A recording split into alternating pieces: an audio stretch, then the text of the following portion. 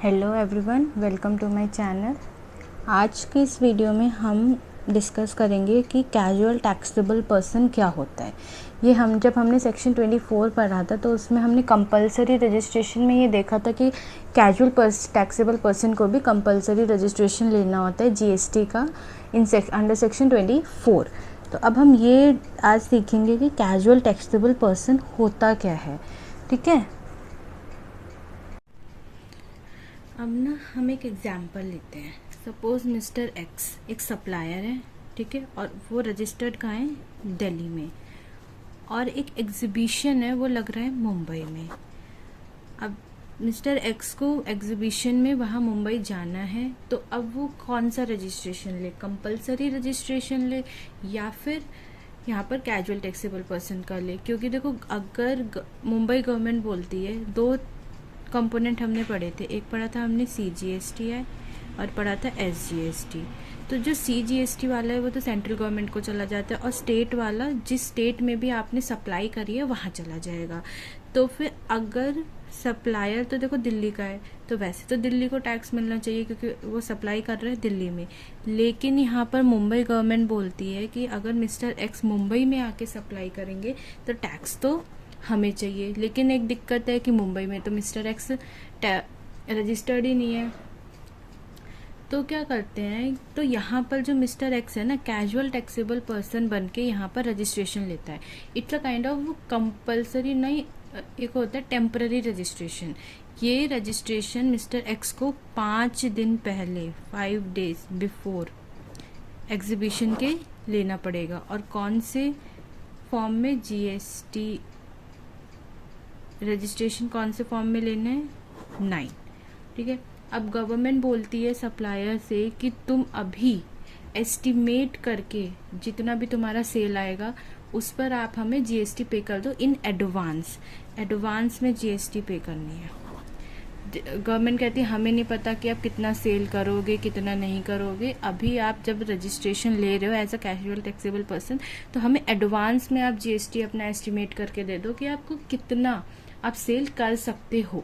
अब वो एस्टिमेशन का देखो, इन्होंने कोई बेस नहीं दे रखा। हो सकता है कि प्रीवियस ईयर भी कोई एग्जीबिशन लगाओ, तो मिस्टर एक्स की प्रीवियस ईयर सपोज 2019-20 में 10 लाख की इनकम हुई, सेल हुई, तो उस पर जितना टैक्स बना तो वो इस साल भी जब रजिस्ट्रेशन लेंगे तो 10 लाख के हिसाब से उस पर टैक्स दे देंगे। तो वो अपने मतलब उसका जो रीजनेबल एस्टिमेशन होना चाहिए। ठीक है, तो बेसिक टैक्स भी वो पे कर देंगे। एज ए सिक्योरिटी मनी उन्हें वो टैक्स पे करना है। ये सर्टिफिकेट गवर्नमेंट सप्लायर को ज़्यादा से ज़्यादा 90 डेज या उसके बाद 90 डेज फर्दर एक्सटेंड करेगी। कैजुअल टैक्सेबल पर्सन का पीरियड मतलब कितने दिनों के लिए गवर्नमेंट उसे रजिस्ट्रेशन दे सकती है, 180 डेज। पहले वो 90 डेज के लिए देगी, बाद में हो सकता है कि 90 डेज में मतलब काम ना पूरा हो या एग्जीबिशन थोड़ा लंबा चल जाए, तो फिर वो फर्दर 90 डेज के लिए और एक्सटेंड कर दे दी। लेकिन यहाँ एक बात ध्यान रखना, पहले उसने कितने 90 दिन के लिए ही लिया था, तो उसने उतने पर ही अपना टैक्स पे करा होगा। तो गवर्नमेंट कहती है अगर आपको फर्दर 90 डेज का एक्सटेंशन चाहिए तो पहले आप फिर से हमें एडवांस टैक्स पे करो और उसके बाद हम आपको 90 डेज का एक्सटेंशन दे देंगे। ठीक, अब एक बार हम नोट से पढ़ लेते हैं।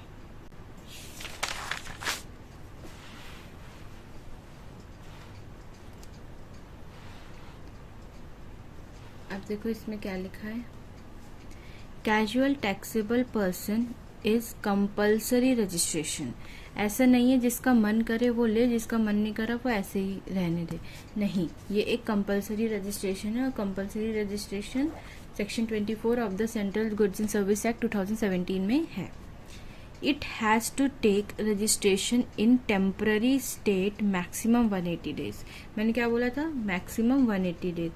लेकिन वो गवर्नमेंट डायरेक्ट 180 डेज का रजिस्ट्रेशन नहीं देती है, पहले वो आपको 90 डेज का देगी। 90 डेज में काम हो गया तो ठीक है, वरना वो फर्दर एक्सटेंड कर देगी 90 डेज के लिए। ठीक, अब यहाँ लिखा है any taxable person who is carrying his business from a place other than his regular place of business will be known as a taxable person. For such state of doing he is doing the business occasionally basis. इसमें लिखा है कि कोई भी वो person जो अपना business carry out कर रहा है other than regular place of business. Mister x का रेगुलर प्लेस ऑफ बिजनेस कौन सा था? दिल्ली।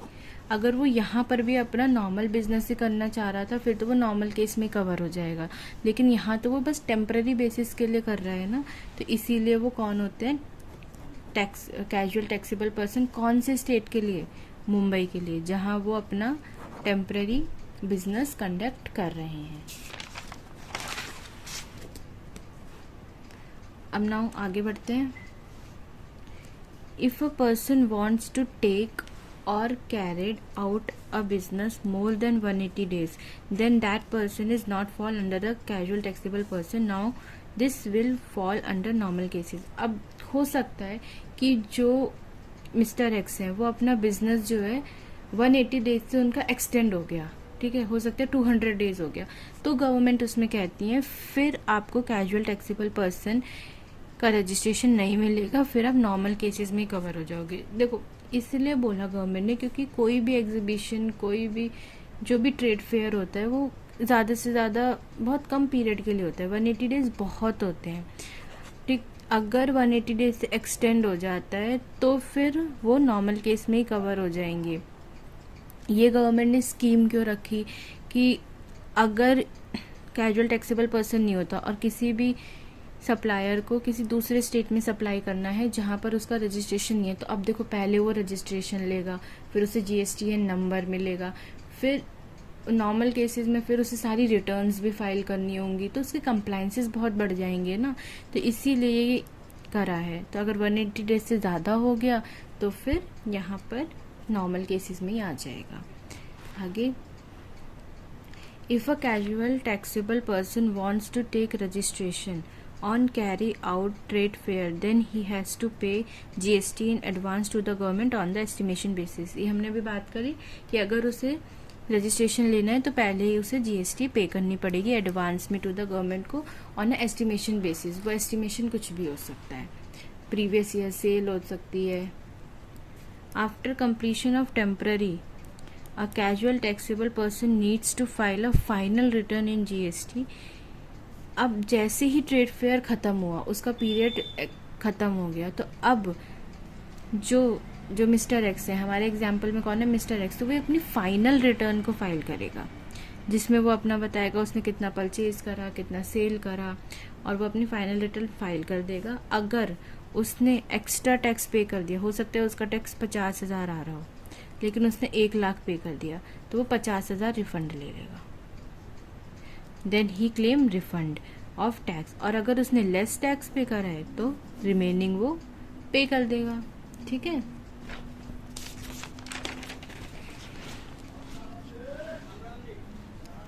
अब इसमें लिखा है if a regular business person purchased anything from the casual taxable person, ITC is not avail.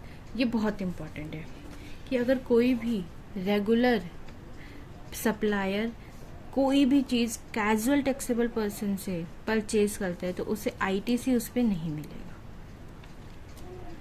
वो बस इतना ही है कि एक casual taxable person temporary registration लेता है, मैक्सिमम उसे 180 डेज का मिलता है, पहले 90 डेज का मिलता है, फिर फर्दर एक्सटेंड हो जाते हैं 90 डेज के लिए, उसे एडवांस टैक्स पे करना पड़ता है ऑन द एस्टिमेशन बेसिस, और जब सारा कुछ हो जाता है सेल वेल तो उसे GST की फाइनल रिटर्न फाइल करनी होती है। और जो रेगुलर सप्लायर है अगर उसने कुछ परचेज करा है कैजुअल टैक्सेबल पर्सन से तो उससे वहाँ पर ITC नहीं मिलती है।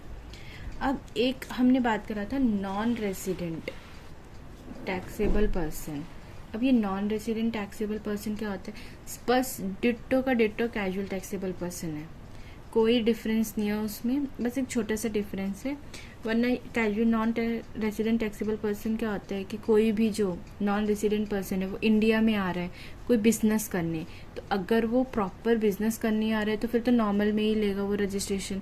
लेकिन अगर वो बस थोड़े दिनों के लिए आ रहा है, सपोज 10-15 दिन के लिए ही आ रहा है, तो गवर्नमेंट कहते हैं तुम क्यों बेकार में पूरे कंप्लायंसेस करोगे नॉर्मल रजिस्ट्रेशन लेने का, तो ऐसा करो आप कैजुअल टैक्सेबल पर्सन के ही प्रोसेस से अपना रजिस्ट्रेशन ले लो। बस इसमें एक छोटा सा डिफरेंस क्या है कि जो ये नॉन रेसिडेंट टैक्सेबल पर्सन है ना, अब जैसे कैजुअल टैक्सेबल पर्सन में क्या था कि अगर मुंबई में एग्जीबिशन है तो वो मुंबई में जाके ले लेगा, दिल्ली में है तो दिल्ली में ले लेगा, चेन्नई में है तो चेन्नई में ले लेगा।